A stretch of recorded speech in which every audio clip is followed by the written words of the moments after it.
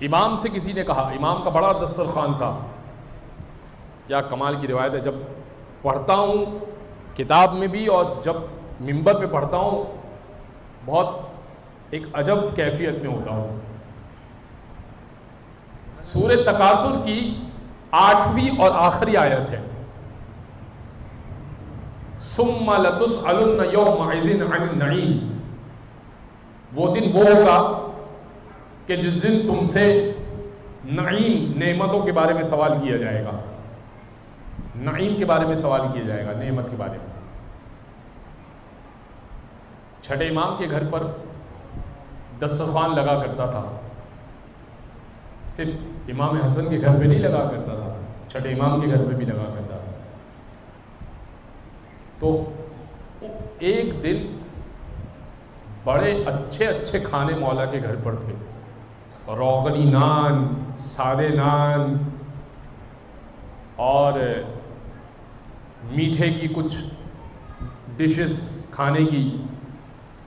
ایک صحابی کہنے لگا کہ فرزند رسول اتنا کھانا ماشاءاللہ آپ کے دسترخوان پر ہے، اچھا مولا نے اصحاب بھی زیادہ بلائے تھے، ایک کے لیے اتنا اہتمام نہیں کیا تھا، بہت سارے اصحاب تھے تو کھانا بہت زیادہ تھا، بہت ساری ڈشز تھی۔ کہنے لگا مولا قرآن کہہ رہا ہے ثم لتسألن یومئذ عن النعیم، قیامت کے دن نعمتوں کے بارے میں سوال ہوگا، تو یہ سوال ہوگا نعمتوں کے بارے میں۔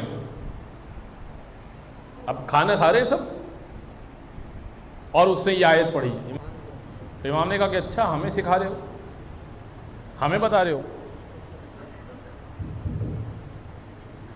امام نے کہا کہ ان نعمتوں کا سوال ہوگا، ان نعمتوں کا، تم نے اس آیت سے یہ نتیجہ نکالا کہ ان نعمتوں کا سوال ہوگا۔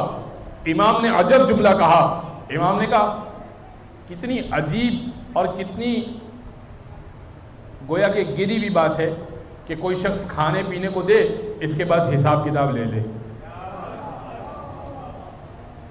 گری ہوئی بات ہے نا یہ، کہ آپ مجھے میں آپ کو پہلے 1 پلیٹ بریانی پیش کروں، پھر آپ سے حساب لوں، 2 بوٹیاں کھائی، 4 بوٹیاں کھائی، 2 آلو کھائے، 4 آلو کھائے۔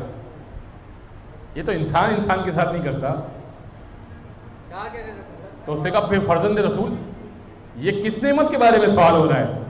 کہا ثم لتسألن یومئذ عن النعیم، وہ دن وہ ہوگا جس دن لوگ کے نعمتوں کے بارے میں سوال ہوگا۔ نعیم سے مراد ہم اہل بیت کی ولایت کی نعمت ہے، ولایت کا سوال کیا جائے گا۔ ولایت کی نعمت ہے